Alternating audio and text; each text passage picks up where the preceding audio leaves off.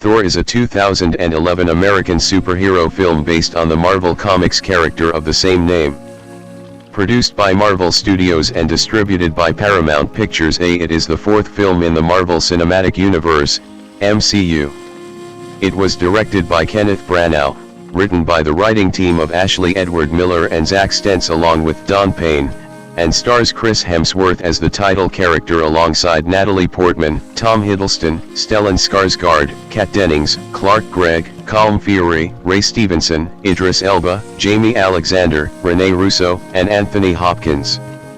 After reigniting a dormant war, Thor is banished from Asgard to Earth, stripped of his powers and his hammer Mjolnir. As his brother Loki, Hiddleston, plots to take the Asgardian throne, Thor must prove himself worthy. Sam Raimi first developed the concept of a film adaptation based on Thor in 1991, but soon abandoned the project, leaving it in development hell for several years. During this time, the rights were picked up by various film studios until Marvel signed Mark Protasiewicz to develop the project in 2006, and planned to finance and release it through Paramount. Matthew Vaughn was assigned to direct the film for a tentative 2010 release. However, after Vaughn was released from his holding deal in 2008, Branagh was approached and the film's release was rescheduled to 2011. The main characters were cast in 2009, and principal photography took place in California and New Mexico from January to May 2010. The film was converted to 3D in post-production. Thor premiered in Sydney on April 17, 2011, and was released in the United States on May 6, as part of Phase 1 of the MCU. It received generally positive reviews from critics and was a financial success, earning $449.3 million worldwide. 3 sequels have been released: Thor: The Dark World, 2013, Thor: Ragnarok, 2017, and Thor: Love and Thunder, 2022. Plot: in 965 AD, Odin, king of Asgard, wages war against the frost giants of Jotunheim and their leader Loki, to prevent them from conquering the 9 realms, starting with Earth. The Asgardians defeat the frost giants and seize the source of their power, the Casket of Ancient Winters.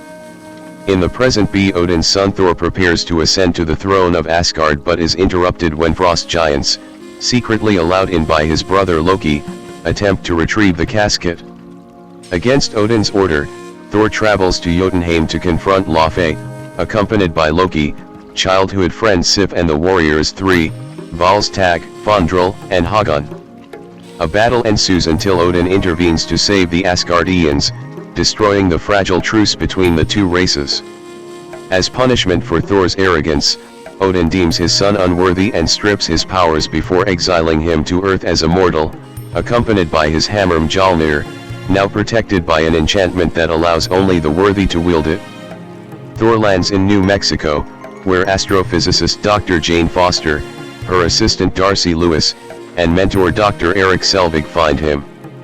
The local populace discovers Mjolnir, which SHIELD agent Phil Coulson soon commandeers before forcibly acquiring Foster's data about the wormhole that delivered Thor to Earth. Having learned about Mjolnir's nearby location, Thor seeks to retrieve it from the facility that SHIELD has constructed and tries to lift it, but is unable to do so and is captured. With Selvig's help, he is freed and resigns himself to exile on Earth as he develops a romance with Foster. Loki discovers that he is Loki's biological son, adopted by Odin after the war ended. Loki confronts Odin, who wearily falls into the deep Odin sleep to recover his strength. Loki takes the throne in Odin's stead and offers Loki the chance to kill Odin and retrieve the casket. Sif and the Warriors 3, unhappy with Loki's rule, attempt to return Thor from exile, convincing Heimdall, gatekeeper of the Bifrost, the means of traveling between worlds to allow them passage to Earth. Aware and suspicious of their plan, Loki sends the Destroyer, a seemingly indestructible automaton, to pursue them and kill Thor. The warriors find Thor, but the Destroyer attacks and overpowers them, prompting Thor to offer himself instead. Struck by the destroyer and near death, Thor proves himself worthy to wield Mjolnir. The hammer returns to him, restoring his powers and enabling him to defeat the destroyer. Thor and Jane kiss each other goodbye before he leaves with his fellow Asgardians to confront Loki. In Asgard, Loki betrays and kills Laufey. Thor arrives, and Loki reveals his plan to destroy Jotunheim with the Bifrost Bridge. Thor fights Loki before destroying the Bifrost Bridge to stop Loki's plan. Odin awakens and prevents the brothers from falling into the abyss created in the wake of the bridge's destruction. When Odin rejects Loki's pleas for approval, Loki allows himself to fall into the abyss. Thor makes amends with Odin, admitting he is not ready to be king and longs to see Jane. Meanwhile, on Earth, Foster and her team search for a way to open a portal to Asgard. In a post-credits scene, Selvig is taken to a SHIELD facility, where Nick Fury opens a briefcase and asks him to study a mysterious cube-shaped object which Fury says may hold untold power. An invisible Loki, who survived his fall and arrived on Earth, secretly prompts Selvig to agree. Cast: Hemsworth and Hiddleston promoting the film in London in April 2011. Chris Hemsworth as Thor, the Crown Prince of Asgard, based on the Norse mythological deity of the same name. Director Kenneth Branagh and Marvel Studios chief Kevin Feige chose Hemsworth after a back-and-forth process in which the 25-year-old actor was initially dropped from consideration and then given a second chance to read for the part. Hemsworth stated that he gained 20 pounds, 9 kilograms, for the role by eating non-stop and revealed that it wasn't until Thor that I started lifting weights, it was all pretty new to me. 11. After taking an initial costume fitting, Hemsworth returned 3 weeks later to find it did not fit because of the mass he had cultivated in that time span. At that point, he shifted away from eating a lot of calories and training to a kettlebell workout that would maintain his muscle mass rather than continuing to add to it. 12. Regarding his take on the character, Hemsworth said, "We just kept trying to humanize it all, and keep it very real. Look into all the research about the comic books that we could, but also bring it back to who is this guy as a person, and what's his relationship with people in the individual scenes." 13. About approaching Thor's fighting style, he remarked, "First, we looked at the comic books and the posturing, the way Thor moves and fights, and a lot of his power seems to be drawn up through the ground. We talked about boxers, you know, Mike Tyson, very low to the ground and big open chest and big shoulder swings and very sort of brutal but graceful at the same time, and then as we shot stuff things became easier." 14. Hemsworth also adopted a British accent for the role, stating that it suited the film's Shakespearean and mythological tone, and added that an Australian accent would have made the character resemble Crocodile Dundee. 15. Dakota Goyo portrays a young Thor. Natalie Portman as Jane Foster, a scientist and Thor's love interest. Marvel Studios stated in an announcement that the character was updated from the comic's initial portrayal for the feature adaptation. 16. When asked why she took the role, Portman replied, "I just thought it sounded like a weird idea because Kenneth Branagh's directing it, so I was just like, Kenneth Branagh doing Thor is super weird, I've gotta do it." 17. Portman stated that she really wanted to do a big effects film that emphasized character, and getting to do it with Branagh was a new way of approaching it, relative to Star Wars. 18. Regarding her preparation for the role, Portman remarked, "I signed on to do it before there was a script. And Ken, who's amazing, who is so incredible, was like, you can really help create this character. I got to read all of these biographies of female scientists like Rosalind Franklin who actually discovered the DNA double helix but didn't get the credit for it. The struggles they had and the way that they thought, I was like, what a great opportunity, in a very big movie that is going to be seen by a lot of people, to have a woman as a scientist. She's a very serious scientist. Because in the comic she's a nurse and now they made her an astrophysicist. Really, I know it sounds silly, but it is those little things that makes girls think it's possible. It doesn't give them a role model of oh, I just have to dress cute in movies." 19. Tom Hiddleston as Loki. Thor's adoptive brother and nemesis, based on the deity of the same name.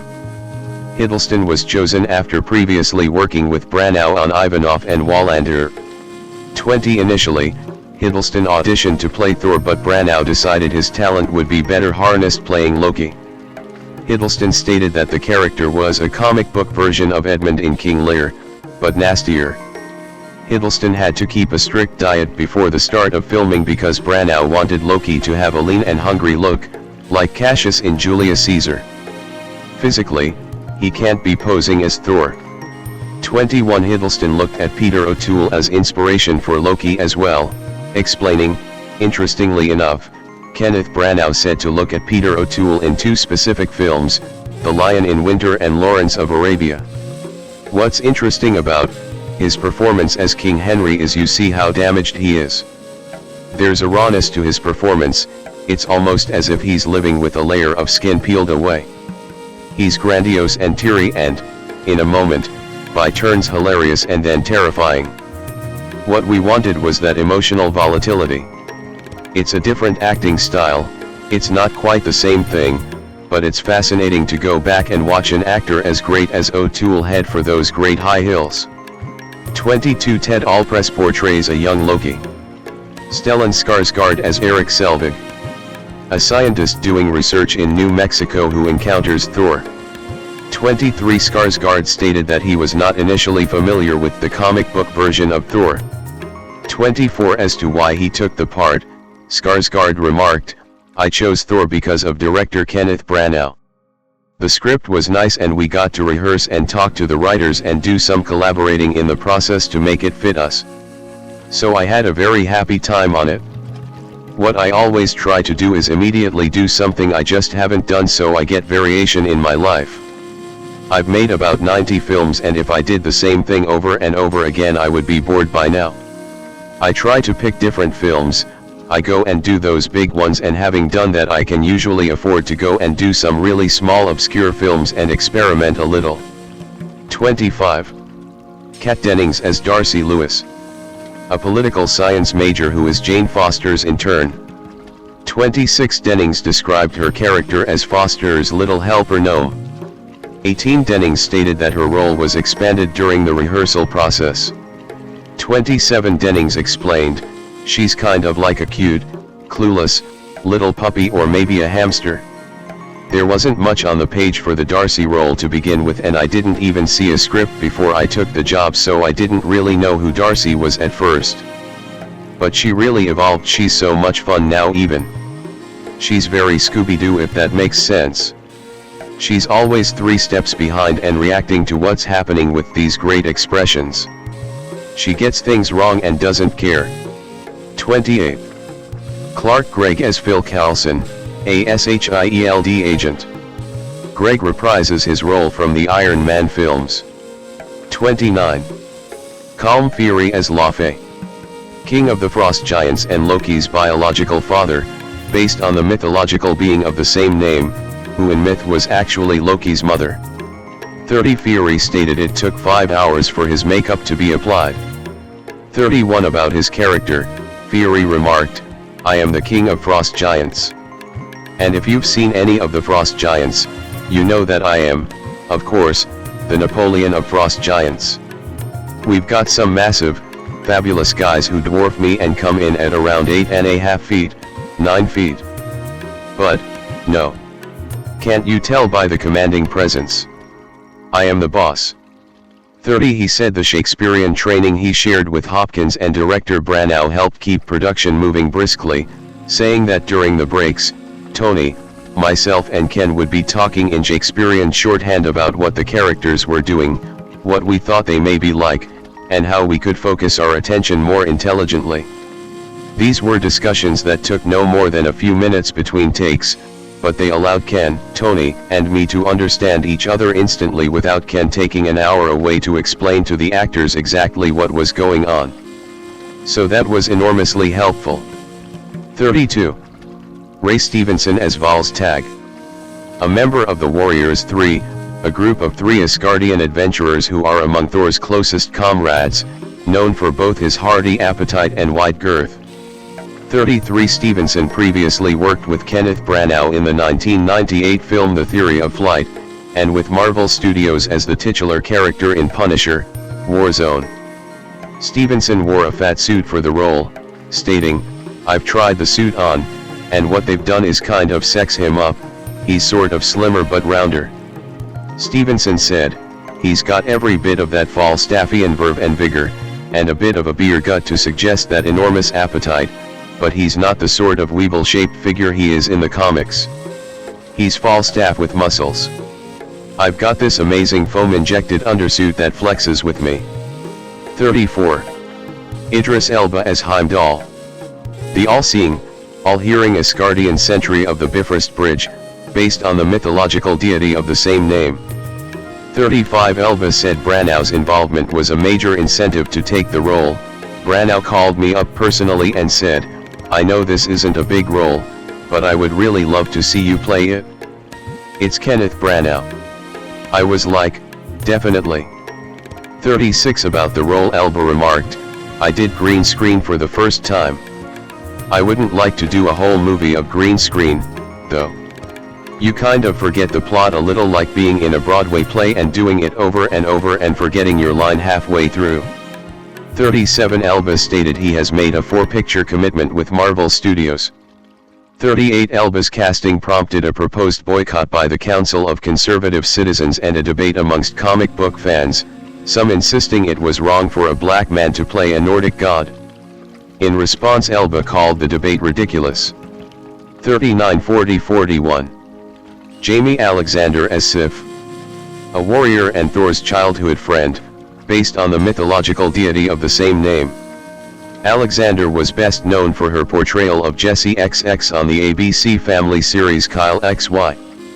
42 Alexander said that she was familiar with Marvel Comics before having taken the part, having grown up with 4 brothers.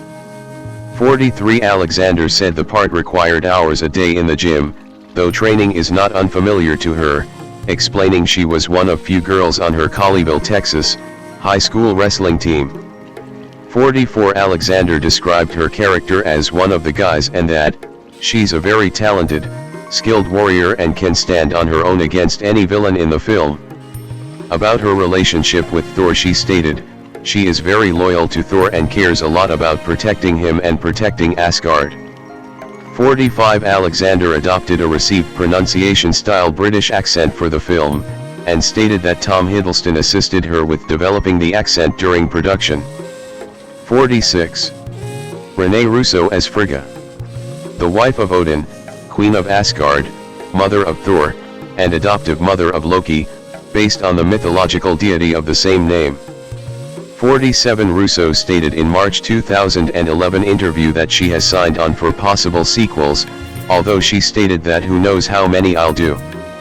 48 Russo also used a British accent for the role, which she stated she found horrifying to perform in front of the 250-member crew. 49. Anthony Hopkins as Odin. The ruler of Asgard, father of Thor, and adoptive father of Loki, based on the mythological deity of the same name. 50 In an interview, Hopkins stated he knew nothing of the comic. About the film he said, "It's a superhero movie, but with a bit of Shakespeare thrown in." 51 Hopkins stated, "I'm very interested in that relationship between fathers and sons, and that, my father's relationship with me was cold. He was a hot blood character but to me, cold. When I was young, he expressed his disappointment because I was bad in school and all of that. He didn't mean any harm, but I felt I could never meet up to his expectations." Hopkins expressed that he found a personal resonance in the Odin role, saying, "He's a stern man. He's a man with purpose. I play the god who banishes his son from the kingdom of Asgard because he screwed up. He's a hot-headed, temperamental young man, probably a chip off of the old block, but I decide he's not really ready to rule the future kingdom, so I banish him. I'm harsh and my wife complains and I say, that is why I'm king. He's ruthless, take it or leave it. Women are much more forgiving, men are not so forgiving. I know in my life, my karma is, if you don't like it, tough, Move on. And I move on. I'm a little like Odin myself. 52 In May 2016, Mel Gibson stated he was approached about the role but didn't do it. 53. Additionally, Tadanobu Asano portrays Hagun, a member of the Warriors 3 primarily identified by his grim demeanor and as the only member who is not an Aesir. 33 Ray Stevenson said of Asano's character, "He doesn't speak much, but when he does, everybody shuts up. But also in the healing room where everyone licks their wounds, he's the guy who just goes about his business." 54 Josh Dallas portrays Fandral, an irrepressible swashbuckler and romantic member of the Warriors 3. 33 Stuart Townsend was initially cast after Zachary Levi was forced to vacate the role due to a scheduling conflict. 33-55 However, days before filming began, Townsend was replaced by Dallas citing creative differences.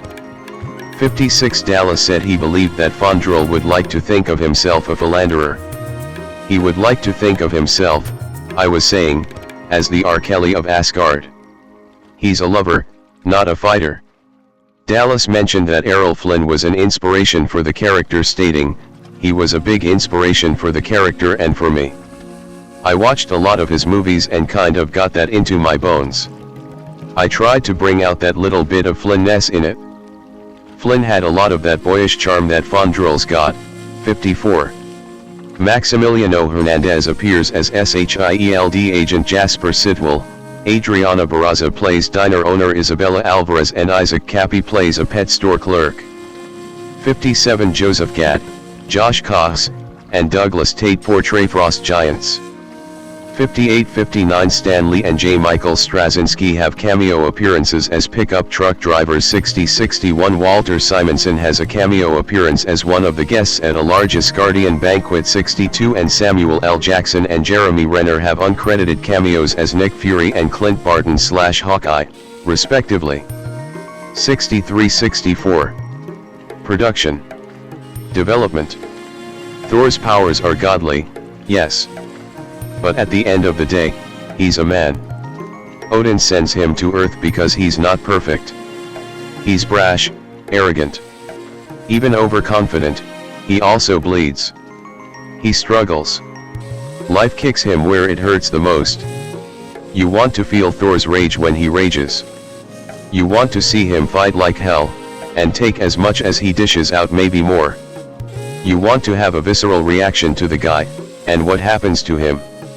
You don't want his adventures to be clean and antiseptic. You want to see the dirt, and grime, and blood. You want to feel every bone-crunching moment of every fight. And when he unleashes the storm, you want to feel like you're seeing the power of a god at work. Ashley Miller, co-writer of Thor, about the project. 65. Sam Raimi originally envisioned the idea for Thor after making Darkman, 1990. He met Thor co-creator Stan Lee and pitched the concept to 20th Century Fox, but they did not understand it. 66 Thor was abandoned until April 1997, when Marvel Studios was beginning to expand rapidly. 67 The film gained momentum after the success of X-Men, 2000. The plan was for Thor to be made for television. UPN was in talks for airing it. Excited by the prospect, they pushed for a script and approached Tyler Mane to play Thor. 68 In May 2000, Marvel Studios brought Artisan Entertainment to help finance it as a film, but by June 2004 the project still had yet to be patronized by a studio. 69 70-71 Sony Pictures Entertainment finally purchased the film rights, and in December 2004 David S. Goyer was in negotiations to write and direct. 72 By 2005, though there were talks between Goyer and Marvel, Goyer was no longer interested, though at this point the film was still set to be distributed through Sony Pictures. 73. Mark Protasevich, a fan of the Thor comic book, agreed to write the script in April 2006, and the project moved to Paramount Pictures, after it acquired the rights from Sony. 74 That year the film was announced to be a Marvel Studios production. 75 In December 2007, Protasiewicz described his plans for it to be like a superhero origin story, but not one about a human gaining superpowers, but of a god realizing his true potential. It's the story of an Old Testament god who becomes a New Testament god.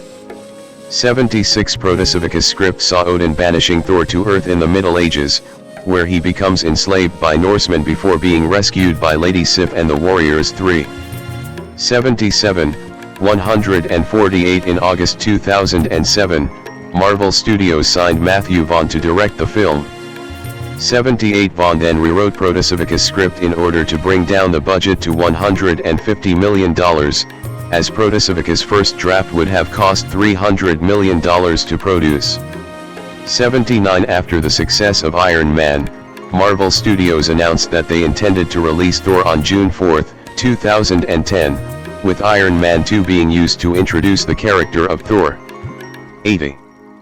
Pre-production. Thor, at his best, has always had a classic bent in terms of his history, the way he speaks and the often Shakespearean dramas that surround him. That kind of dialogue and character needs someone who comes from a classically trained background in order for it not to sound forced or artificial. Branagh is the perfect choice. J. Michael Straczynski, co-writer of Thor, on Kenneth Branagh. 81. Vaughn was released when his holding deal expired in May 2008, at which point Marvel set Protasiewicz to work on a new draft and began searching for a new director. 82 Marvel Studios also approached J. Michael Straczynski to work on an outline.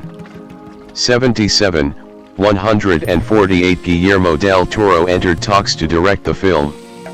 Del Toro was a fan of Jack Kirby's work on the comics, and said that he loved the character of Loki, but wished to incorporate more of the original Norse mythology into the film. 83 Including a really dingy Valhalla, with Vikings and mud. 84 However, Del Toro ultimately turned down Thor to direct The Hobbit. By September 2008, DJ Caruso had been discussing taking on the project, though he did not read the script. 85 Later that month, Kenneth Branagh entered into negotiations to direct 86 while Daniel Craig was offered the leading role, but ultimately turned it down, citing his commitments to the James Bond franchise. 87. By December 2008, Branagh confirmed that he had been hired. He described it as a human story right in the center of a big epic scenario. 88 In February 2009, Samuel L. Jackson, who had briefly portrayed Nick Fury at the end of the film Iron Man, signed on to reprise the role in Thor as part of an unprecedented 9-picture deal with Marvel Studios. 63 In the same month, a casting call went out looking for actors with certain physical attributes to audition for the role of Thor. 89 Casting director Sarah Halley Finn said that casting Thor was daunting as the film demanded a lead actor could play both an Asgardian god and a relatable Earth figure. 90 Marvel Studios set back the release date of the film in March 2009 from its scheduled July 16, 2010 date to June 17, 2011. 91 They later moved the release date to May 20, 2011, to distance the film's release from that of Captain America, The First Avenger, another Marvel Studios film that was scheduled to be released on July 22, 2011. 92 Marvel Studios then approached television writing team Ashley Edward Miller and Zack Stentz to work on the script. They were chosen because Marvel was looking to get the script done quickly, understanding that television writers were usually able to get work done fast. 12. In May 2009, Chris Hemsworth was in negotiations to portray the title role after a back-and-forth process in which the 25-year-old actor was refused early on as he was initially reluctant to sign a 6-picture deal, then given a second chance to read for the part. Hemsworth's brother, Liam, also auditioned for the role, but was passed on by Marvel Studios head Kevin Feige. 1093 Josh Hartnett, Kevin McKidd, and Triple H were also considered for the role, while Charlie Hunnam, Alexander Skarsgård, and Joel Kinnaman were tested. 94 1012 Alan Ritchson auditioned, but lost the part after he failed to take the casting process seriously. 95 Channing Tatum also auditioned. 96 The next day, Marvel announced that Tom Hiddleston, who had worked with Branagh before and had initially been considered to portray the lead role, had been cast as Loki. Branagh stated that he hoped to begin filming in January 2010. 97 In June 2009, Feige confirmed that both Hemsworth and Hiddleston had signed on. 98 Feige mentioned that the film would take place on both modern-day Earth and Asgard, but Thor's human host, Dr. Donald Blake, would not be included. 98 In July 2009, Marvel announced that Natalie Portman would portray Jane Foster. 16 Branagh was drawn to the intelligence Portman brought to the role, while Stenz felt that pretty much every notable Hollywood actress between the ages of 25 and 30 were seen for the part. 12 Chris Pratt auditioned for an unspecified role, but he was not cast. 99 Jamie Alexander and Colm Feore were reported to have joined the cast in September, with Alexander portraying Sif and Fiore's role unrevealed, though it was thought to be a villain. 42 In an interview with Swedish news site Istads Allehanda, Stellan Skarsgård stated that he had joined the cast, though he did not specify his role. 23 By late October, Anthony Hopkins had been cast as Odin in the film. 50 The following month, Marvel announced that they had cast the Warriors 3, Fandral was to be played by Stuart Townsend, Hagun was to be played by Tadanobu Asano, and Volstagg was to be played by Ray Stevenson. 33 Idris Elba was announced to have joined the cast, portraying Heimdall. 35 Natalie Portman revealed that Kat Dennings would be involved in the project, portraying Darcy, a co-worker of Portman's Jane Foster. 26 100 Feige was inspired by The Godfather, 1972, since like Thor, that film is about fathers and sons, and it's about the actions that a father takes that his sons will have to answer for. 12 In December 2009, Renee Russo was cast as Frigga, Thor's mother, and Odin's wife. 47 Later that month, actors Joseph Gad, Troy Brenna, and Josh Cox had been cast in the film, though none of their roles were revealed. 58 In January 2010, Adriana Barraza had joined the film's cast, in a supporting capacity. 101 Only days before filming began, Stuart Townsend was replaced by Joshua Dallas as Fandral, citing creative differences. 56 When Spider-Man 4's production stalled, Paramount and Marvel Entertainment pushed up the release of Thor by 2 weeks to May 6, 2011.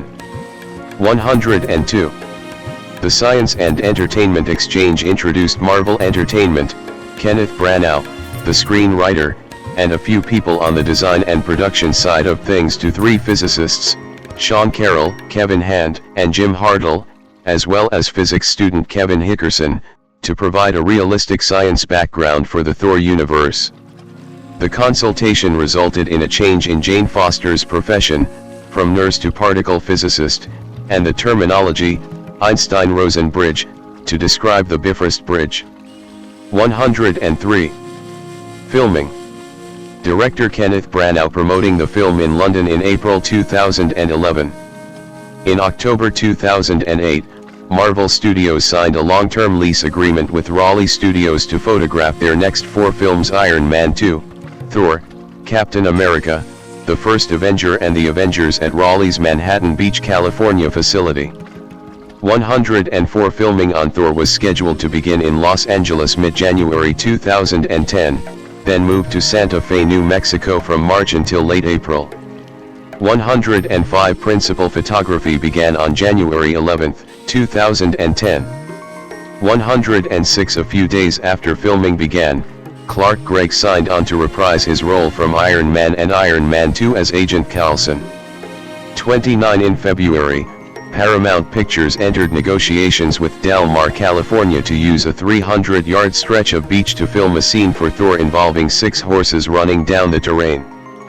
Paramount said this coastline was ideal because its gradual slope of sand down to the waterline creates excellent reflective opportunities on film. 107 On March 15, 2010, production of Thor moved to Galisteo, New Mexico, where Cerro Pelon Ranch 108, an old-fashioned western film town, was extensively modified for the shoot. 109-110. Branagh, a fan of the comic book since childhood, commented on the challenge of bridging Asgard and the modern world, inspired by the comic book world both pictorially and compositionally at once. We've tried to find a way to make a virtue and a celebration of the distinction between the worlds that exist in the film but absolutely make them live in the same world. It's about finding the framing style, the color palette, finding the texture and the amount of camera movement that helps celebrate and express the differences and the distinctions in those worlds. If it succeeds, it will mark this film as different. The combination of the primitive and the sophisticated, the ancient and the modern, I think that potentially is the exciting fusion, the exciting tension in the film. 111. By April, the prospect for filming parts of Thor in Del Mar, California had fallen through. Paramount Pictures sent a letter informing the city that it has instead chosen an undisclosed Northern California location to film a beachfront scene for the film. The letter cited cost concerns with moving production too far away from its headquarters. 112. In April 2010, Jackson stated he would not be appearing in Thor, despite the claims he would with his 9-picture deal. 113. However, later in the month he said he would be filming a scene for Thor to serve as connective tissue for the Avengers. 114. During filming, Marvel Studios enlisted the help of the writers it had in its in-house writers program, including Christopher Yost and Nicole Perlman, for uncredited on-set rewrites. Perlman worked on enhancing Jane Foster's role in the film in addition to some material with Odin and Thor in the New Mexico town, while Yost, along with the Avengers writer and director Joss Whedon, wrote material for Jeremy Renner's cameo as Clint Barton/Hawkeye, the character's first appearance in the MCU. Renner's cameo was filmed in a parking lot behind a grocery store.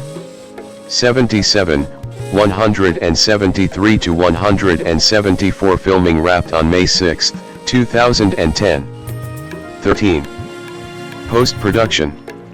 The film's Bifrost travel sequences, top, were inspired by Hubble photography, bottom. In October 2010, casting calls revealed the film would be undergoing an undisclosed number of reshoots. 115. In March 2011, scenes involving Adriana Barraza were removed from the theatrical cut of the film during the editing process. Branagh sent a letter of apology explaining the reasons for the cut and desire to work with Barraza again in the future. In response, Barraza stated, "It saddens me because the movie is great and because I was acting alongside some tremendous actors that I admire very much, but I understand the nature of films, and it's not the first or last time that scenes will be cut." 116. Barraza appears in only one scene in the film's theatrical cut. In that same month, Douglas Tate revealed that he performed for motion capture of the Frost Giants. 117. On his hiring, Tate said, "I am 6 feet 5 inches and have a lean, athletic build, and they hired guys who were 6 feet 7 inches and taller, and weighed over 250 pounds, 110 kilograms. When the film was being edited, they wanted to make them even bigger and move faster. They auditioned people again and Kenneth Branagh chose me to perform the motion capture movements of the Frost Giants." 117. In April 2011, the IMAX Corporation, Paramount Pictures, and Marvel Entertainment announced that they have finalized an agreement to release the film in IMAX 3D, continuing the partnership which began on Iron Man 2.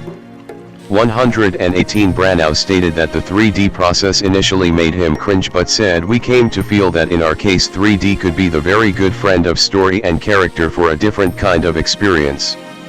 Although the film was shot in 2D, Feige stated that the special effects for the film were conceived and executed from the beginning in 3D. 119. The post-credits scene that sees Nick Fury approach Eric Selvig to ask him to study the Tesseract, was directed by the Avengers' director, Joss Whedon. 120. Buff Company served as the lead visual effects vendor working on the film. 121. With Digital Domain also providing work on the film. 122. Some of the software used for the visual effects were Autodesk Soft Image. 123. Branagh stated that Buff who developed the effects for the race through space, were inspired by Hubble photography and other images of deep space. Branagh stated he sent paintings from classic studies by J.M.W. Turner to digital domain when creating Jotunheim. 124 Peter Butterworth, VFX supervisor and co-founder of Fuel VFX, said the most challenging task was interpreting what the Bifrost would look like. You can't Google what these things look like, they are totally imagined and within the heads of the stakeholders. So to extract that and interpret it for the big screen was an interesting challenge creatively. Technically, probably creating fluid simulations that could be art directed and used for both the Bifrost and Odin's chamber shots. Part of the difficulty with solving these is that we had to ensure they would work in stereo. 125 In the film, Odin enters what is known as the Odin sleep in his chamber to regenerate. Butterworth stated, "For Odin's chamber, we developed a dome and curtain of light rays that hover over Odin's bed. This dome of light suggests harnessed power and energy that revitalizes him as he sleeps. We took a lot of reference from the natural world such as the corona of the sun and gave the sleep effect plenty of volume and space." 125. Music. Further information, Thor, soundtrack. The film's score was written by composer Patrick Doyle, a frequent collaborator of Branagh.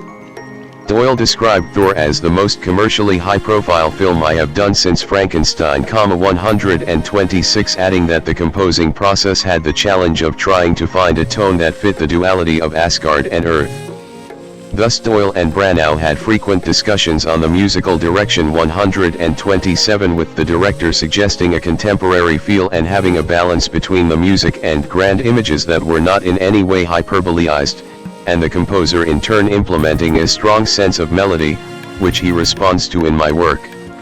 As Doyle declared that his own Celtic background made him familiar with Norse mythology, an old Celtic folk song also provided the inspiration for Thor's leitmotif. 126 A soundtrack album was released by Buena Vista Records in April 2011. 128. The film also features a song by the Foo Fighters, Walk, in both a scene where a powerless Thor shares some Boilermakers with Selvig in a roadhouse, and the film's closing credits. Marvel president Kevin Feige stated that Walk was a last-minute addition, that the crew felt had these eerie appropriate lyrics and themes upon hearing it. Branagh in particular thought that these lyrics about learning to walk again were appropriate of a movie about redemption, learning to be a hero. 129. Marketing. Hemsworth, Portman, Dennings, and Hiddleston at the 2010 San Diego Comic-Con. In July 2010, Marvel Studios held a Thor panel at the 2010 San Diego Comic-Con, during which Kenneth Branagh, Chris Hemsworth, Natalie Portman, Kat Dennings, Tom Hiddleston, and Clark Gregg discussed the film and showed some clips from it. A few days later, this footage was leaked on the internet. 130 The first television advertisement was broadcast during Super Bowl 45 on the Fox network in the United States. The rate for advertising during the game was approximately $3 million per 30-second spot. 131 Marvel Studios and Acura launched a joint viral marketing promotion at the 2011 Chicago Comic and Entertainment Expo. 132 other official promotional partners included Burger King, Dr. Pepper, 7-Eleven, and Visa. 133 In May 2011, Marvel Entertainment's president of print, animation, and digital, Dan Buckley, and Marvel Comics editor-in-chief, Axel Alonso, rang the New York Stock Exchange closing bell in celebration of the theatrical release of Thor. 134. A post-credits scene in the film Iron Man 2 showed Coulson reporting the discovery of a large hammer in the desert. Rick Marshall of MTV News believed it to be the weapon Mjolnir belonging to Thor, writing, "It continues the grand tradition of connecting the film to another property in development around the Marvel movie universe." 135. In the commentary track of Iron Man 2's home media, Iron Man 2's director, Jon Favreau, stated that this is a scene from the set of Thor. 136. Marvel Animation announced a 26-episode animated series in November 2008, to air in late 2010 before the release of Marvel Studios' film. 137 The company released an animated direct-to-video film, Thor, Tales of Asgard, to coincide with the live-action film. 138. A video game titled Thor, God of Thunder based on the film was developed by Sega using the voices and likenesses of actors Chris Hemsworth, Tom Hiddleston, and Jamie Alexander, and was released on May 3, 2011. 139. Release. Theatrical. Thor held its world premiere at the Event Cinemas Theatre in George Street, Sydney on April 17, 2011. 140 with the film opening on April 21, 2011, in Australia. 141 The following weekend it opened in 56 markets. 142 While the premiere at the El Capitan Theater in Los Angeles, California took place on May 2, 2011.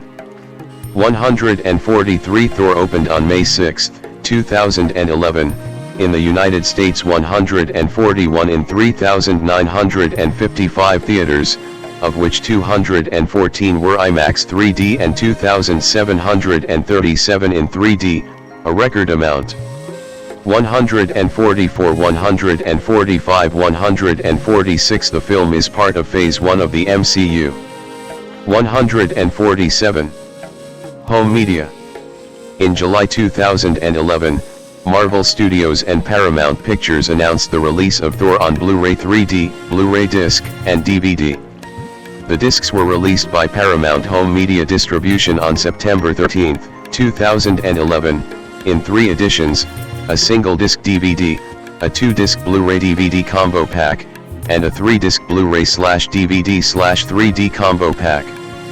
All sets come with deleted scenes and a Road to the Avengers featurette. The 2-disc and 3-disc packs includes a digital copy, the first in a series of Marvel one-shots, The Consultant, and 7 behind-the-scenes featurettes. 148. Branagh said that the DVD includes at least 20 minutes of deleted scenes. Branagh stated the footage contains things like the Asgardian parents, Odin, and Frigga, played by the beautiful Renee Russo. There's some beautiful scenes in there that I think people will enjoy. And certainly Thor and Loki interacting in different ways that just fill in a little bit of a backstory. That was part of our rehearsal and research. 149.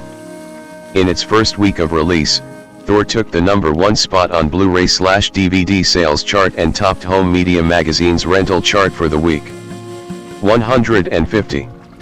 The film was also collected in a 10-disc box set titled Marvel Cinematic Universe, Phase 1, Avengers Assembled, which includes all of the Phase 1 films in the Marvel Cinematic Universe. 151. It was released by Walt Disney Studios Home Entertainment on April 2, 2013. 152. 153. Reception. Box office. Thor grossed $181 million in the United States and Canada, and $268.3 million in other territories, for a worldwide total of $449.3 million. 3. It was the 15th highest grossing film of 2011. 154. Thor earned $25.5 million on its opening day in the United States and Canada, including $3.3 million from Thursday previews. 144 for a total weekend gross of $65.7 million. $6.2 million of the gross came from IMAX 3D, while 60% of the gross was from 3D screenings. 145. 146. It became the 10th highest grossing film of 2011 in the United States and Canada. 155 and the highest grossing comic book film from August 2011. 156. Thor's opening in Australia generated $5.8 million and placing second behind Universal Pictures' Fast 5. The film's box office was just 1% more than Iron Man opening in Australia in 2008, Marvel's most popular release at the time. 157. The following week, Thor opened in 56 markets and took in $89.2 million through the weekend. 142 The film's highest grossing markets were the United Kingdom, $22.5 million, Australia, $20.1 million, and Mexico, $19.5 million. 158. Critical response. The review aggregator Rotten Tomatoes reported an approval rating of 77%, with an average score of 6.7/10, based on 293 reviews. The website's consensus reads, "A dazzling blockbuster that tempers its sweeping scope with wit, humor, and human drama, Thor is mighty Marvel entertainment." 159. Metacritic assigned a weighted average score of 57 out of 100, based on 40 critics, indicating mixed or average reviews. 160 audiences polled by CinemaScore gave the film an average grade of B+ on an A+ to F scale. 161. Richard Kuipers of Variety stated, "Thor delivers the goods so long as Butt is being kicked and family conflict is playing out in celestial dimensions, but is less thrilling during the Norse warrior god's rather brief banishment on Earth." 162 Megan Lehman of The Hollywood Reporter wrote, "The hammer-hurling god of thunder kicks off the superhero summer with a bang." 163 In the Chicago Sun-Times, Richard Roper liked the film thanks in large part to a charming, funny, and winning performance from Australian actor Chris Hemsworth in the title role. "Thor is the most entertaining superhero debut since the original Spider-Man." 164. Roger Ebert of the Chicago Sun-Times gave it a negative review stating, "Thor is a failure as a movie, but a success as marketing, an illustration of the ancient carnival tactic of telling the rubes anything to get them into the tent." 165 AO. Scott of the New York Times disliked the film, calling it an example of the programmed triumph of commercial calculation over imagination. 166 Kenneth Branagh of the Los Angeles Times had mixed feelings, describing the film as an aesthetic standoff between predictable elements and unexpected ones. Branagh praised the performances of Hemsworth, Hopkins, and Elba, but found the special effects inconsistent and the Earth storyline derivative. 167. Accolades. Year Award Category Nominee Result Ref. 2011 Teen Choice Awards Choice Movie Breakout, Male Chris Hemsworth nominated 168. Scream Awards The Ultimate Scream Thor nominated 169. Best Fantasy Movie nominated. Best Superhero Chris Hemsworth as Thor nominated. Best Supporting Actress Jamie Alexander nominated. Breakout Performance Female Jamie Alexander nominated. Breakout Performance Male Chris Hemsworth nominated. Tom Hiddleston nominated. Best F/X Thor nominated. Best Comic Book Movie nominated.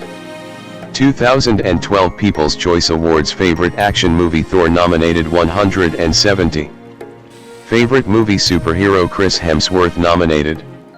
Visual Effects Society Awards Outstanding Created Environment in a Live-Action Feature Motion Picture Heimdall's Observatory, Pierre Buffin, Audrey Ferrara, Yoel Godo, Dominique Vidal nominated 171.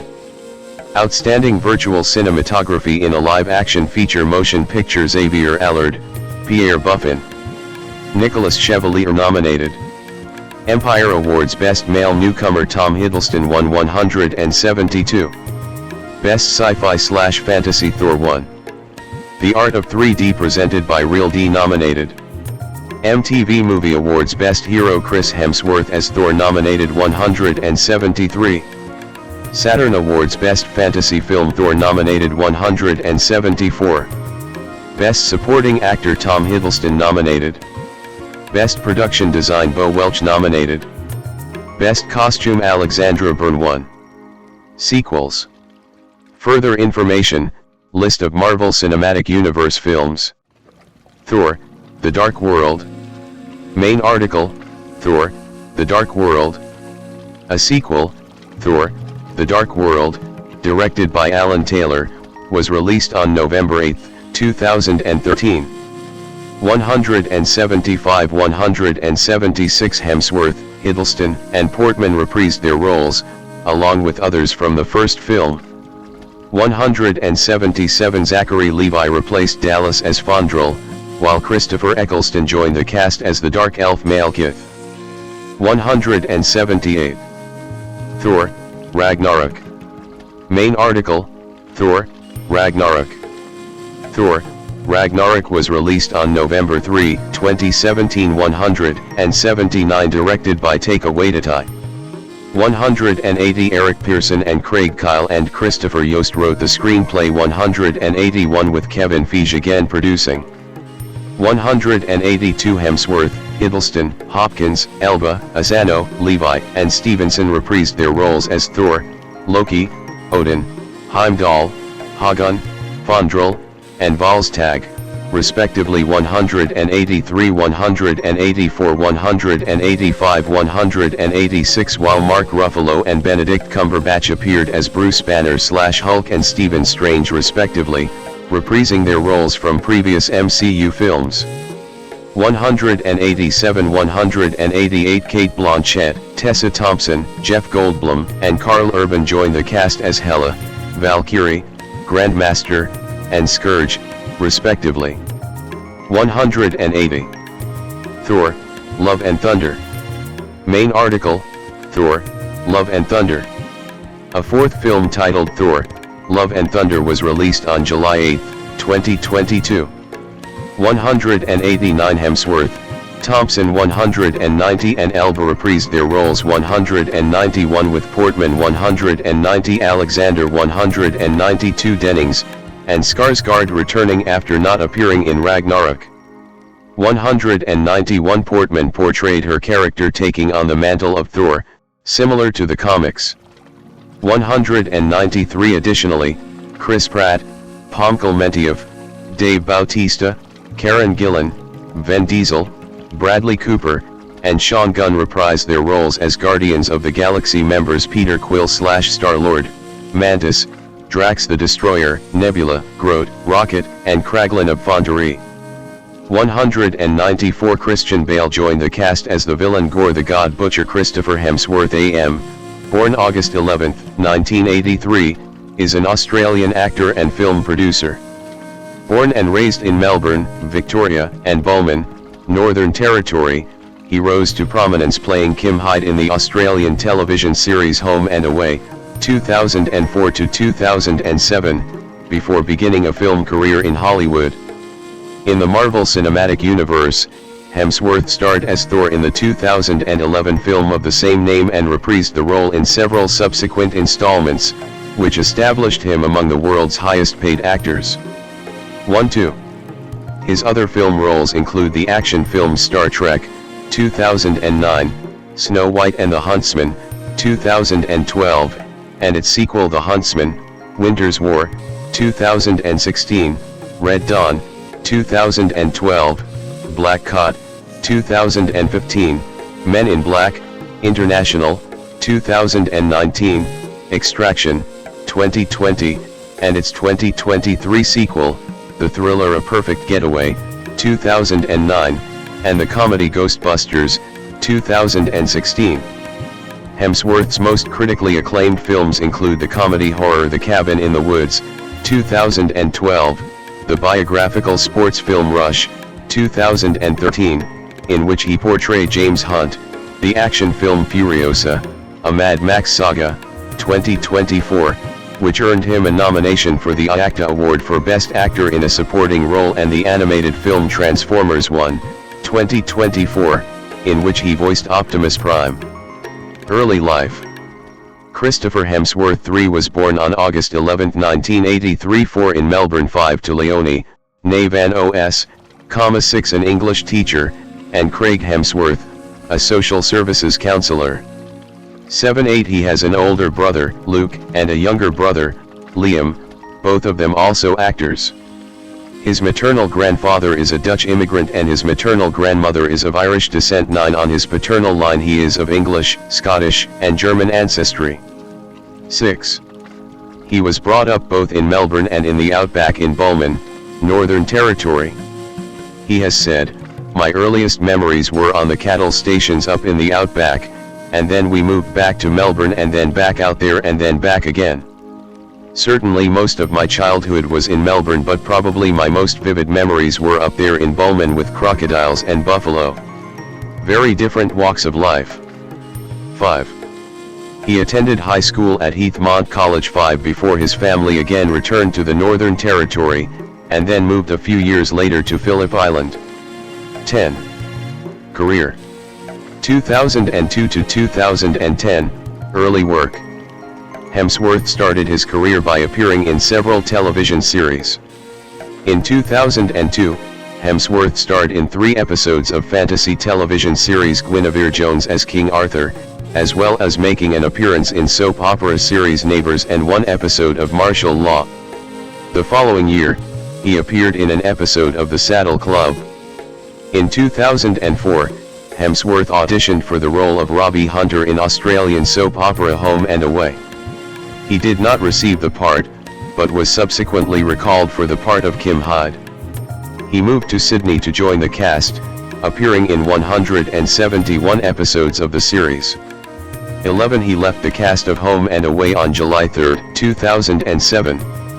Hemsworth later remarked that although he became more visible after Home and Away, his work on a soap opera did not earn him respect within the film industry. 12.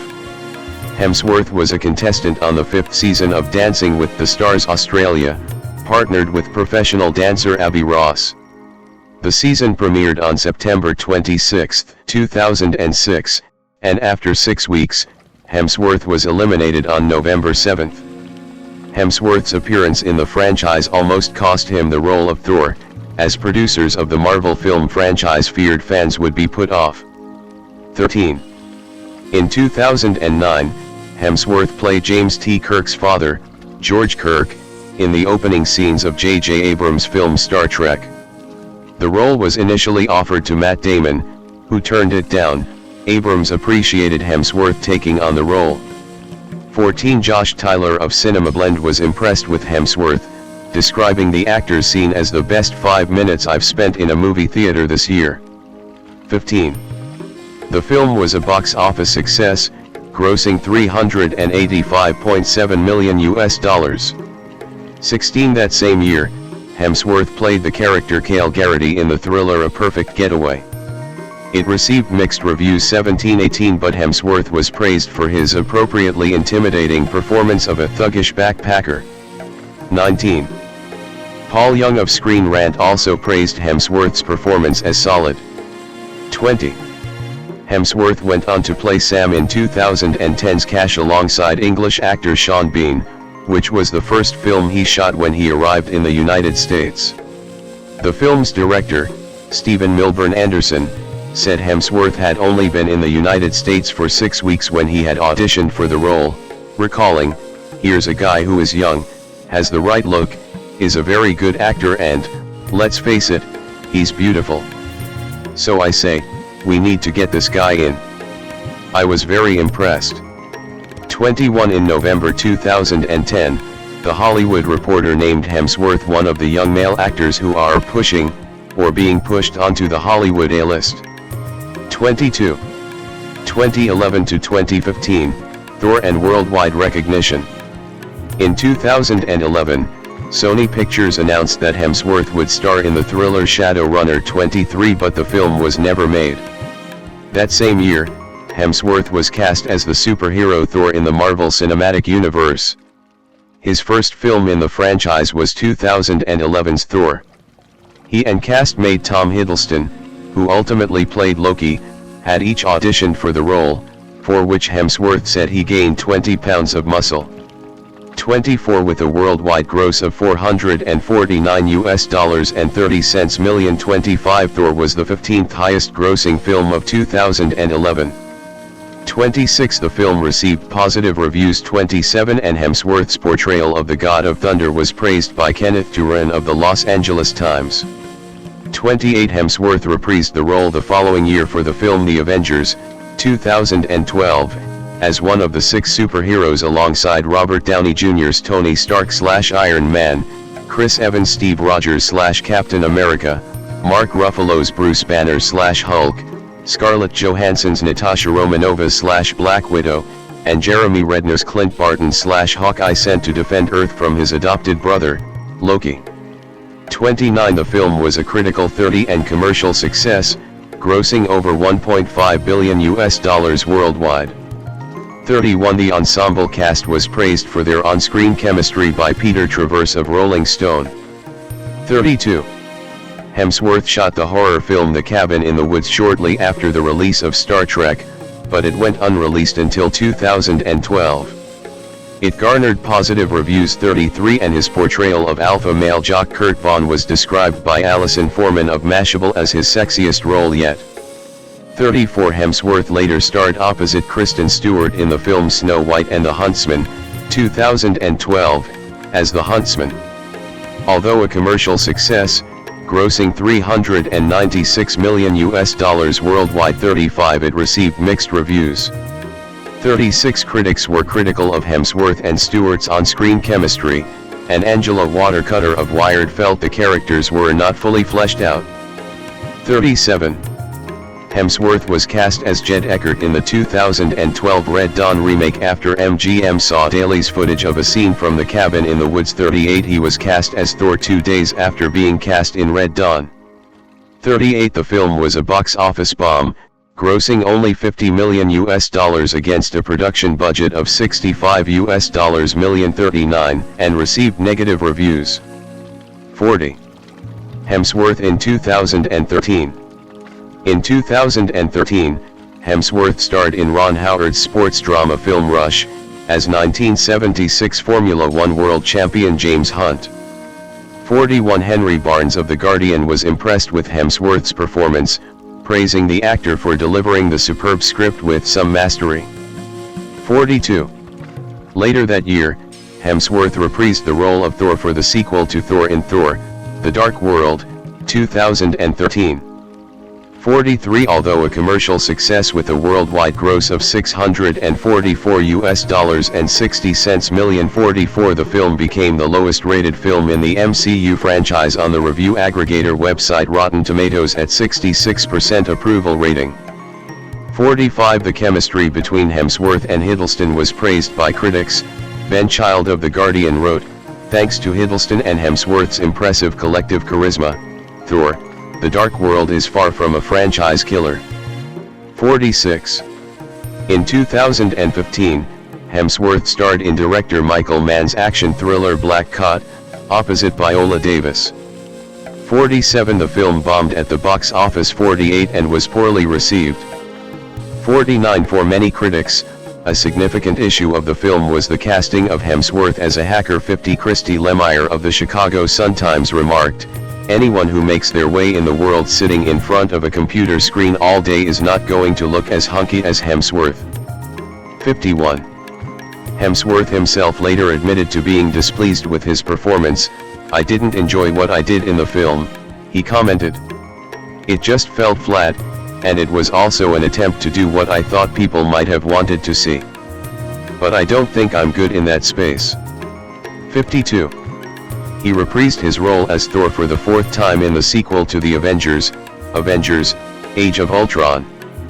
53. In addition to the film receiving positive reviews. 54. And grossing over $1.4 billion worldwide. 55. Hemsworth also won the People's Choice Awards for Favorite Action Movie Actor. 56. Hemsworth returned to the set of Home and Away in November 2014 to film a scene as an extra and not as his character Kim Hyde. 57. 58. The episode which he appeared in was broadcast on May 19, 2015.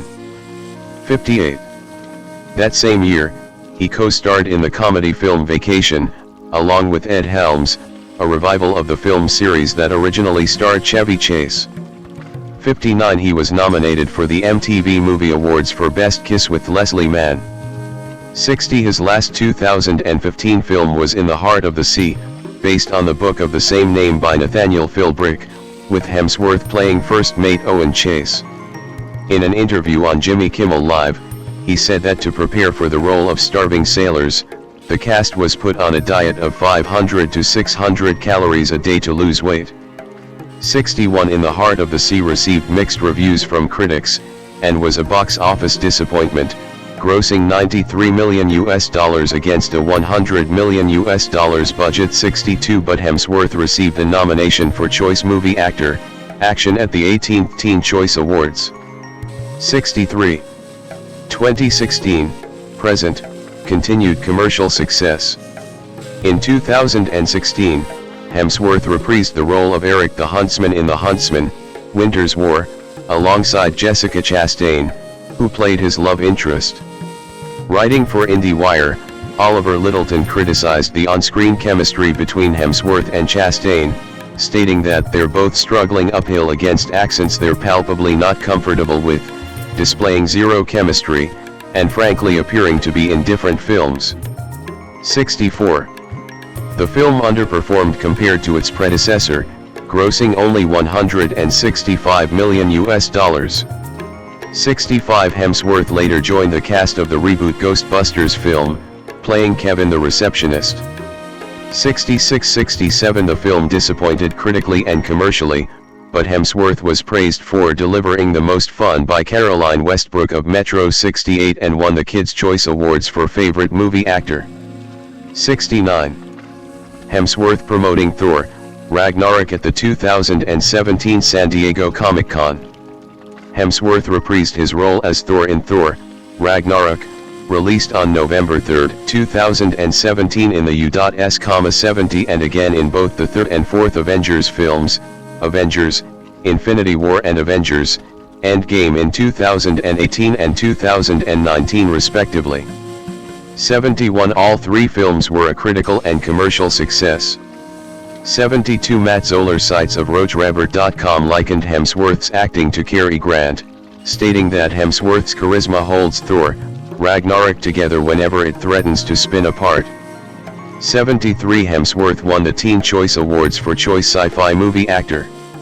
74 Meanwhile, in his review of Avengers, Endgame, Joe Morgenstern of the Wall Street Journal acknowledged Hemsworth's Thor, endearing despite some ragged material and the actor's seemingly limited dramatic range, while praising Hemsworth in the MCU Infinity Saga finale as the graceful, exuberant comic actor he was destined to be, while Thor morphs, alarmingly and charmingly yet still heroically, into a beer-bellied apparition who could pass for Jeff Lebowski. 75.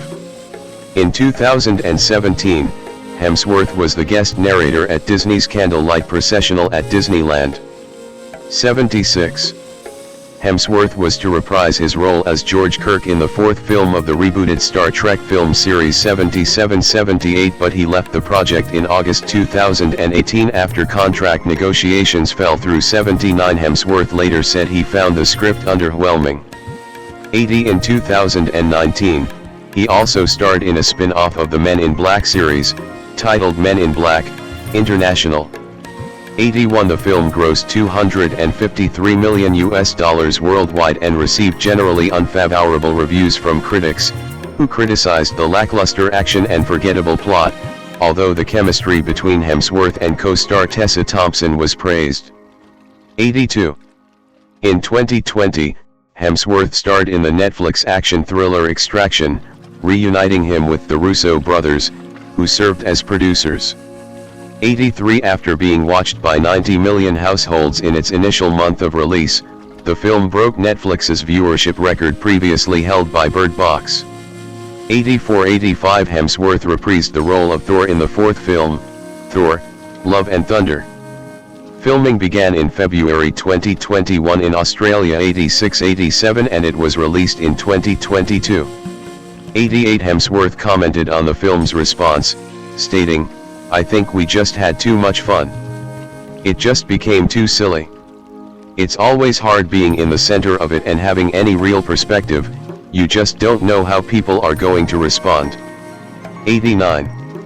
He later reflected on his own performance, believing he had become a parody of himself with the improv and wackiness of the film, and that he didn't stick the landing. 90. Hemsworth at the 2024 San Diego Comic-Con. Hemsworth worked on Limitless with Chris Hemsworth in 2022, a 6-part documentary series, for National Geographic. The show paired Hemsworth with noted filmmaker Darren Aronofsky. The show has Hemsworth appearing in a variety of different ways that humans have sought to increase their health. The episode saw Hemsworth take a plunge in icy Arctic water, fast for long periods of time, and participate in an indigenous Australian ceremony. 91-92, the last of which resulted in some controversy for the show, as indigenous groups claimed that filming at the sacred site was disrespectful to the culture. 93, Hemsworth returned as Tyler Rake in Netflix's Extraction 2, 2023, 94, which earned him $20 million. 95. Hemsworth starred in the Mad Max, Fury Road spin-off Furiosa, a Mad Max saga, released in May 2024.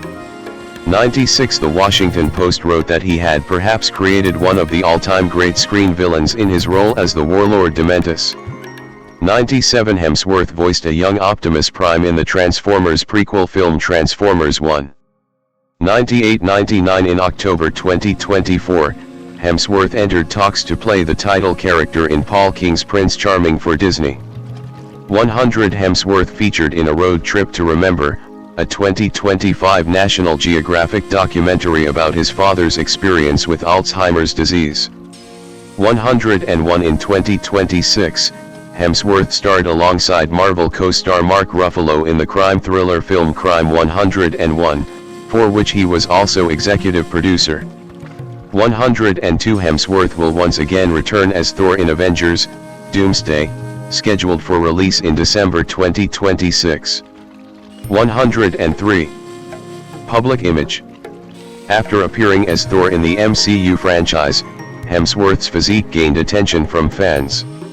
104, his exercise routines have been regularly discussed in the media, including the Times of India 105, Men's Health 106, 107, Men's XP 108, Entertainment Tonight 109, and Metro. 110, he later created the fitness app Centra, which provides paying customers access to nutrition, wellness, and exercise routines. 111, in 2014, he was named the sexiest man alive by People magazine. 112, he is part of a group of Hollywood actors known as the Hollywood Chris's, which also includes Chris's Evans, Pine, and Pratt. 113, 114. Hemsworth is an avid supporter of the Western Bulldogs in the Australian Football League. 115, he was the star of the AFL's 2014 Everything's Possible campaign, donating the fees for his involvement to the Australian Children Foundation. 116, Hemsworth was also the star in the AFL's 2017 I'd Like to See That commercial. 117. Wealth. As his career in Hollywood films has developed, Hemsworth has become one of the world's highest paid actors. 12, he appeared in Forbes' World's Highest Paid Actors list in 2014, 118, 2015, 119, and 2018. 120, additionally, he ranked 31st in the magazine's list of highest paid celebrities in 2018, 121, and 24th in 2019, 122, with estimated earnings of $76.4 million. 123. Charity. In May 2020, Chris and his brother Liam were among the celebrities who read an installment of Roald Dahl's children's fantasy novel James and the Giant Peach in aid of the global non-profit charity Partners in Health, co-founded by Dahl's daughter Ophelia, which had been fighting COVID-19 in vulnerable areas. 124. Personal life. Hemsworth began dating Spanish model and actress Elsa Pataky in early 2010, after meeting through their mutual representatives. 125, they married in December 2010. 126, the couple have a daughter, India Rose, born in May 2012, and twin sons, born in March 2014. 127, in 2015, the family moved from Los Angeles to Byron Bay, New South Wales, in his native Australia. 128, Hemsworth speaks limited Spanish, 129, and Indonesian. 130. Hemsworth's children train Brazilian Jiu-Jitsu under licenses, and he has regularly taken them to compete in national tournaments. 131. Hemsworth was appointed a member of the Order of Australia in the 2021 Queen's Birthday Honours. 132. In episode 5 of his National Geographic documentary Limitless, 2022, Hemsworth revealed that his maternal grandfather suffered from Alzheimer's disease. It was also revealed that Hemsworth himself has inherited 2 copies of the APOE4 gene, one from his mother and one from his father, which makes it 8 to 10 times likelier for him to eventually develop Alzheimer's disease than the general population. Natalie Portman, born June 9, 1981, known professionally as Natalie Portman, is an actress, film producer, and director with dual Israeli and American citizenship. She has had a prolific screen career from her teenage years and has starred in various blockbusters and independent films, receiving multiple accolades, including an Academy Award, a BAFTA Award, and 2 Golden Globe Awards. Portman was born in Jerusalem and moved to the United States when she was 3, where she began her acting career at 12, starring as the young protege of a hitman in Leon, the Professional, 1994. While still in high school, she made her Broadway debut in The Diary of Anne Frank, 1997, and gained international recognition for her role as Padme Amidala in Star Wars, Episode 1, The Phantom Menace, 1999. From 1999 to 2003, Portman attended Harvard University, earning a bachelor's degree in psychology. During this time, she took fewer acting roles but continued to appear in the Star Wars prequel trilogy, 2002 and 2005, and performed in a 2001 revival of Anton Chekhov's The Seagull at the Public Theater. Her career gained further momentum in 2004 when she won a Golden Globe and received an Academy Award nomination for Best Supporting Actress for Closer. She then played Evie Hammond in V for Vendetta, 2005, Anne Boleyn in The Other Boleyn Girl, 2008, and a troubled ballerina in Black Swan, 2010, for which she won the Academy Award for Best Actress. In the following years, Portman starred in the romantic comedy No Strings Attached, 2011, and portrayed Jacqueline Kennedy in Jackie, 2016, which earned her a 3rd Academy Award nomination. She also became a prominent figure in the Marvel Cinematic Universe, playing Jane Foster in Thor, 2011, Thor, The Dark World, 2013, and Thor, Love and Thunder, 2022, which established her as one of the world's highest-paid actresses. Portman has also directed the short film Eve, 2008, and the biographical drama A Tale of Love and Darkness, 2015, in which she also starred. In 2021, she co-founded the production company Mount Ana, under which she produced and starred in the film May-December, 2023, and the miniseries Lady in the Lake, 2024. Portman is an advocate for various causes, including women's rights, environmental issues, and animal welfare, supporting organizations like the Human Rights Foundation and the Jane Goodall Institute. Early life. Natalie Portman was born on June 9, 1981 in Mount Scopus, Jerusalem, at Hadassah Medical Center 11 to Jewish parents. She is the only child of Shelley Stevens, an Ohio-born artist, and Avner Hirschlag, an Israeli-born gynecologist. 1213 Portman's maternal grandparents were Jewish immigrants from Russia and Austria who settled in the United States, while her paternal grandparents emigrated from Poland to Palestine in the late 1930s.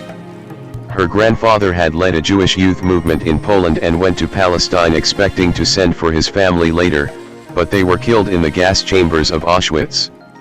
Her paternal grandmother, originally from Romania, worked as a spy for the British during World War II. 1415 Portman is a dual citizen of Israel and the United States. 1617-18 Portman and her family migrated to the United States when she was 3. 1419 first living in Washington, D.C., but relocating to Connecticut in 1988 and then settling in Syosset, Long Island. 2021 While living in Washington, Portman attended Charles E. Smith Jewish Day School in Rockville, Maryland. 13 Her native language is Hebrew. 22 While living on Long Island, she attended a Jewish elementary school, the Solomon Schechter Day School of Nassau County. 20 She studied ballet and modern dance at the American Theater Dance Workshop, and regularly attended the Usdan Center for the Creative and Performing Arts. 20 Describing her early life, Portman has said that she was different from the other kids. I was more ambitious. I knew what I liked and what I wanted, and I worked very hard. I was a very serious kid. 23. When Portman was 10 years old, a Revlon agent spotted her at a pizza restaurant and asked her to become a child model. 24 She turned down the offer but used the opportunity to get an acting agent. 814 She auditioned for the 1992 off-Broadway Ruthless, a musical about a girl who is prepared to commit murder to get the lead in a school play. 25 Portman and Britney Spears were chosen as understudies for star Laura Bell Bundy. 26. Career. 1994 to 1998, early work. 6 months after Ruthless ended, she auditioned for and secured a leading role in Luc Besson's action drama Leon, The Professional, 1994. 14 She adopted her paternal grandmother's maiden name, Portman, as her stage name. 22 27 28 She played Matilda, an orphan child who befriends a middle-aged hitman, played by Jean Reno. Her parents were reluctant to let her do the part due to the explicit sexual and violent nature of the script, but agreed after Besson took out the Matilda character's nudity and killings that she committed. 29 Portman herself said that after those scenes were removed, she found nothing objectionable about the content. 30 Even so, her mother was displeased with some of the sexual twists and turns in the finished film, which were not part of the script. 24 Hal Hinson of the Washington Post commended Portman for bringing a genuine sense of tragedy to her part, but Peter Rayner of the Los Angeles Times believed that she wasn't enough of an actress to unfold Matilda's pain and criticized Besson's sexualization of her character. 31-32. Here's a surprising preponderance of that kind of role for young girls. Sort of being fantasy objects for men, and especially this idealized purity combined with the fertility of youth, and all this in one. It was definitely interesting to think about why men write the female characters they do. Just like the way they write the male character. How much is wish fulfillment fantasy, and why? Portman on playing sexualized youngsters as a child, 2007 33. After filming The Professional, Portman went back to school and during the summer break of 1994, she filmed a part in Marya Cohn's short film Developing. In it she played a young girl coping with her mother's, played by Frances Conroy, cancer. 34 She also enrolled at the Staghetto Manor Performing Arts Camp, where she played Anne Shirley in a staging of Anne of Green Gables. 35 Michael Mann offered her the small part of the suicidal stepdaughter of Al Pacino's character in the action film Heat, 1995, for her ability to portray dysfunction without hysteria. 36-37 Impressed by her performance in The Professional, the director Ted Dem cast her as a precocious teenager who flirts with her much older neighbor, played by Timothy Hutton, in the ensemble comedy drama Beautiful Girls, 1996. 30 Janet Maslin of the New York Times wrote, Portman, a budding knockout, is seen stealingly good even in an overly showy role. 38. She subsequently went back to Staghetto Manor to appear in a production of the musical Cabaret. 39 Also in 1996, Portman had brief roles in Woody Allen's musical Everyone Says I Love You and Tim Burton's comic science fiction film Mars Attacks. 40. Portman was cast opposite Leonardo DiCaprio in Baz Luhrmann's Romeo plus Juliet, 1996, but she dropped out during rehearsals when studio executives found her too young for the role. 24 Luhrmann said Natalie was amazing in the footage, but it was too much of a burden for her at that age. 41 She was also offered Adrian Lyne's Lolita, based on the novel of the same name, but she turned down the part due to its excessive sexual content. 24:30 She later bemoaned that her parts in The Professional and Beautiful Girls prompted a series of offers to play a sexualized youngster, adding that it dictated a lot of my choices afterwards cause it scared me, it made me reluctant to do sexy stuff. 33. Portman instead signed on to star as Anne Frank in a Broadway revival of The Diary of Anne Frank, which was staged at the Music Box Theatre from December 1997 to May 1998.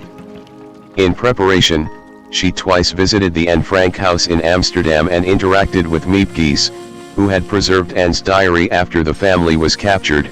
She found a connection with Frank's story, given her own family's history with the Holocaust. 42-43 Reviewing the production for Variety, Greg Evans disliked her portrayal, which he thought had little of the charm, budding genius, or even brittle intelligence that the diary itself reveals. 44 Conversely, Ben Brantley found an ineffable grace in her awkwardness.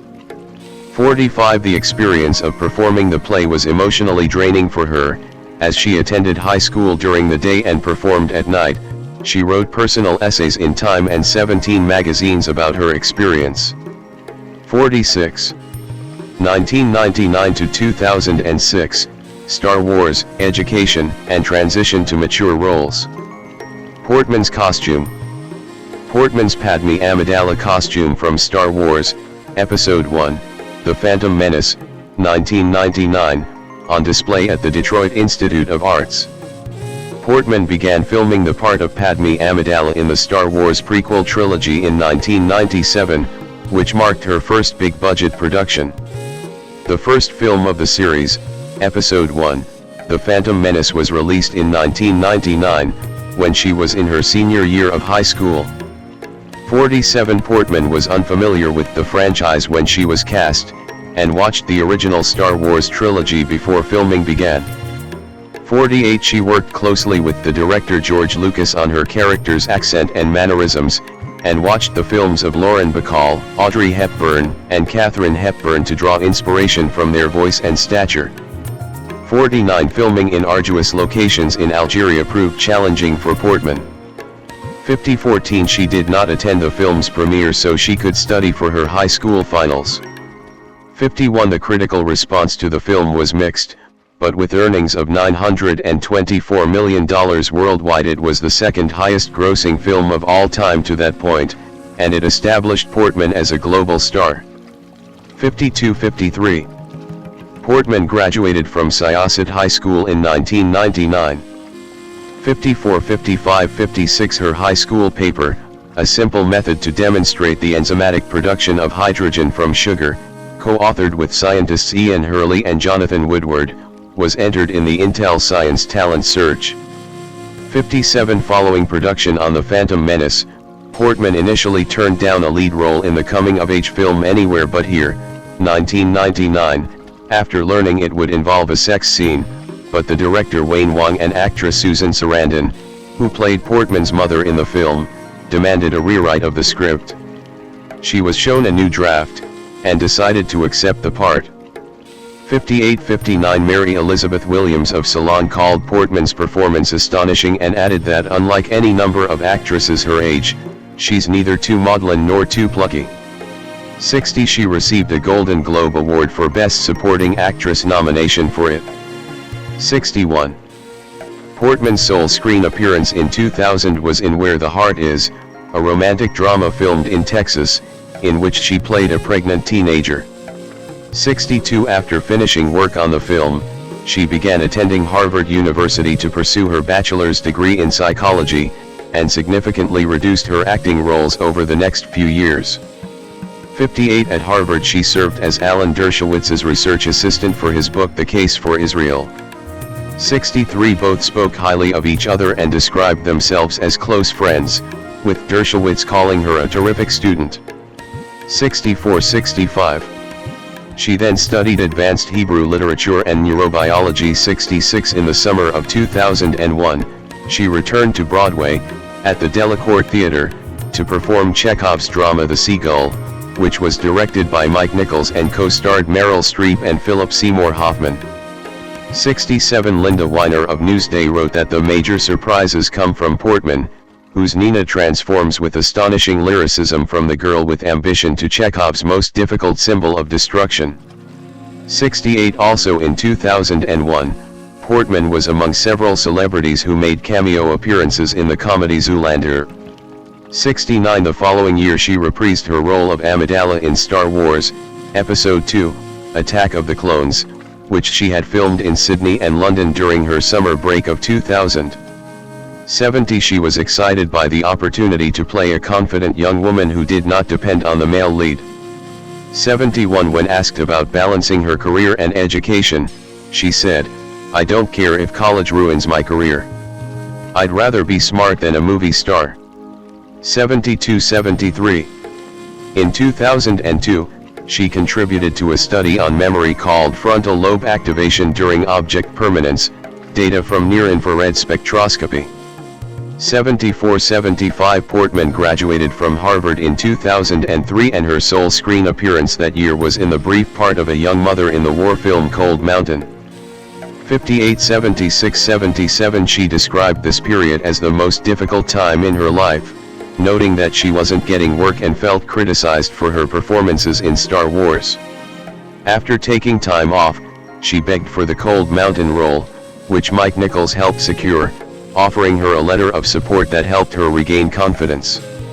78 Portman in 2005 Portman on the set of Free Zone in 2005.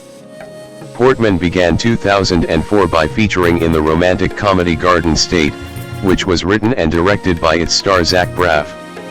She was the first actor to sign on to the film after finding a connection with her part, a spirited young girl suffering from epilepsy.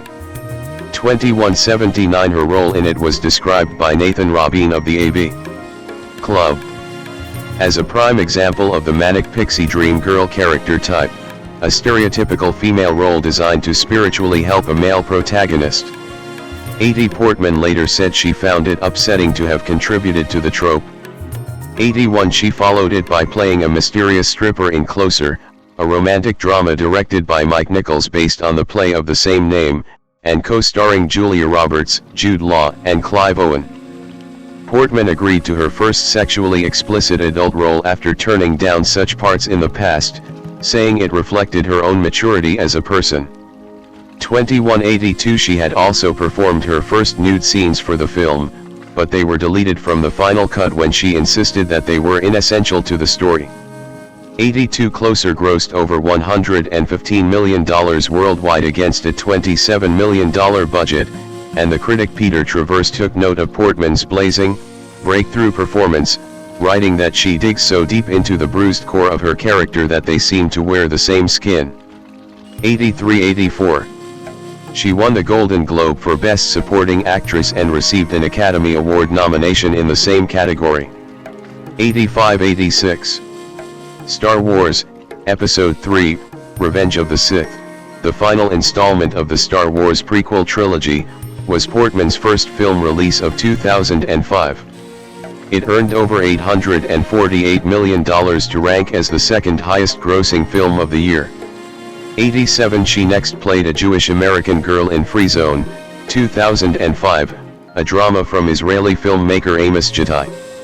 88 During the project, which was shot in Israel particularly in the spring of 2004, she spent 6 months taking graduate courses at the Hebrew University of Jerusalem, studying subjects such as the anthropology of violence and Middle Eastern studies. In 2005, she read the memoirs of Yitzhak Rabin and a novel by David Grossman, which she said helped her explore both the role and her own heritage, and remarked that, "Living in Israel is really beautiful. One of the most shocking things is how peaceful it feels." 82-89-26 Critics disliked the film for its heavy-handed approach to the conflicts in the Middle East. 90 Portman's final film role in 2005 was that of Evie Hammond in the political thriller V for Vendetta, based on the comics of the same name, about an alternative future where a neo-fascist regime has subjugated the United Kingdom. She was drawn to the provocative nature of the script, and worked with a dialect coach to speak in an English accent. In a scene in which her character is tortured, her head was shaved on camera, she considered it an opportunity to rid herself of vanity. 91 Ruth Stein of the San Francisco Chronicle deemed it Portman's strongest performance to that point, and remarked that she keeps you focused on her words and actions instead of her bald head. 92. She was awarded the Saturn Award for Best Actress. 93. Portman began 2006 by hosting an episode of the television sketch comedy show Saturday Night Live. 94. One of her sketches, a song named Natalie's Rap, was released later in 2009 on Incredibad, an album by The Lonely Island. 95. In the anthology film Paris, Jet Aim, consisting of 18 short films, she had a role in the segment named Faubourg Saint-Denis from director Tom Tykwer. 96. Later that year, she starred in Milos Forman's Goya's Ghosts, about the painter Francisco Goya. Forman cast her in the film after finding a resemblance between her and Goya's portrait The Milkmaid of Bordeaux. 97. She insisted on using a body double for her nude scenes after discovering on set that she had to perform them when they were not originally in the script. 98. It received predominantly negative reviews, but Roger Ebert was appreciative of Portman for playing her dual role with fearless conviction. 99. 100. 2007 to 2015, Career Expansion and Black Swan. Portman in 2008. Portman at the 2008 Cannes Film Festival, where she served as a jury member. Portman began 2007 by replacing Jodie Foster in Wong Kar-wai's romantic drama My Blueberry Nights, which was his first English-language film.